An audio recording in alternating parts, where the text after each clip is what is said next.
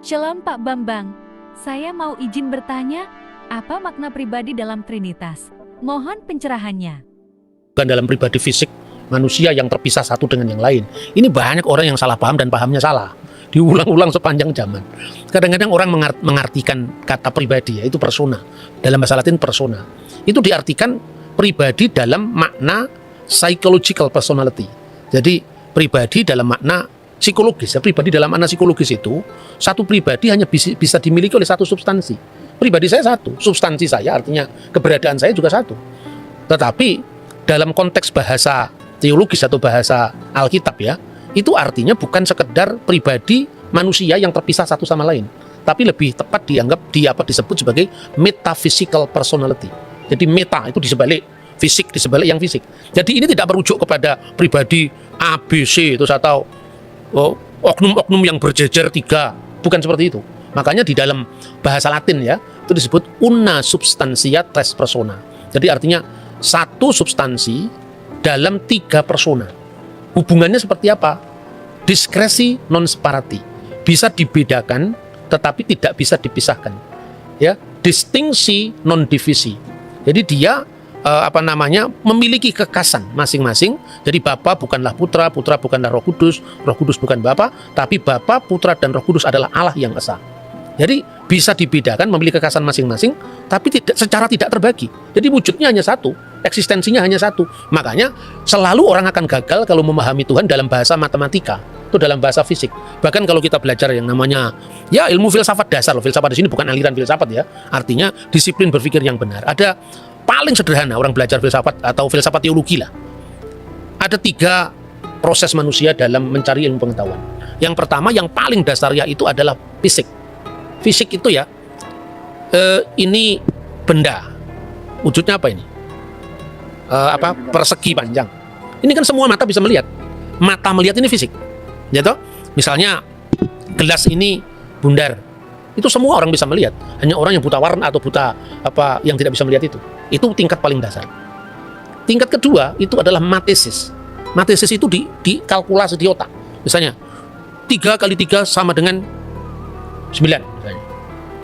5 kali 5 sama dengan 25. 25 kali 5 sama dengan 125. Mana 125? Ditulis 1, 25 itu kan angka. Itu simbolnya 125. Tapi 125 sendiri itu ada di alam kalkulatif kita, bukan di wujud fisik. Apalagi kalau dikatakan 1 juta kali 1 juta, malah tidak bisa digambar. Nah, itu matesis ya. Baru yang terakhir itu metafisik. Di sebalik yang fisik, di sebalik yang matematis. Itulah Tuhan, itulah alam keabadian. Jadi bicara tentang Tuhan itu tidak sama dengan bicara satu Alek, seorang Bambang, seorang Yusuf, tidak bisa. Maka seperti contohnya paling gampang, itu sering saya ulang-ulang contoh itu. Tuhan itu beserta orang yang sabar. Berapa jumlah Tuhan? 1. Ya toh? Elohim Echad. Tuhan cuma 1. Berapa jumlah orang yang sabar di Surabaya? Katakanlah misalnya ada 10.000 orang yang sabar. 10.000 orang yang sabar itu tinggal di 10.000 tempat yang berbeda-beda pada saat jam yang sama. Tuhan jumlahnya 1, beserta dengan 10.000 orang.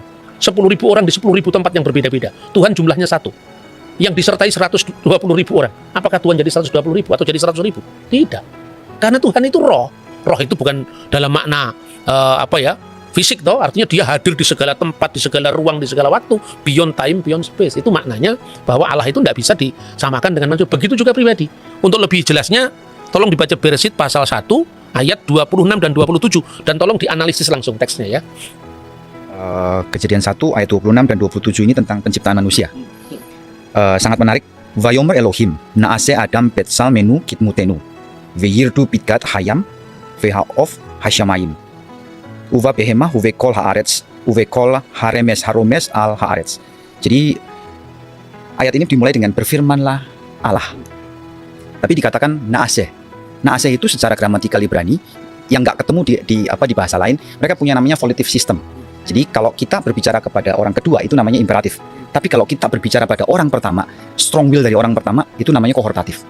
Strong will dari orang ketiga namanya jasif. Memang agak rumit kalau kita belajar, tapi kita mesti harus belajar sampai ke situ. Nah, naaseh itu adalah volitive system untuk orang pertama jamak. Artinya kita. Jadi kalau terjemahan bebasnya itu marilah kita. Let us, ayolah kita. Ayo kita gitu. Bukan nyuruh orang lain, ini nyuruh diri sendiri, volitive system. Nah, kita nggak ketemu yang gramatikal seperti ini di bahasa Indonesia, apalagi nggak ada gitu. Ya, jadi dikatakan bahwa naaseh Adam, marilah kita menciptakan manusia, membuat. Ya, jadi pakainya asa, bukan bara lagi ini, asa. Karena dibuat dari sesuatu yang substansinya sudah ada. Ya, nanti ya, dari debu tanah menjadi manusia. Nah, Adam ini diciptakan untuk menguasai. Ya, itu kita belakangnya sudah tahu. Cuman gramatikal yang menarik adalah ketika Tuhan seperti berbicara kepada dirinya sendiri. Ayolah gitu. Oke Pak Bambang, penjelasan Anda sangat mencerahkan dan menguatkan iman kami. Terima kasih, Tuhan Yesus memberkati.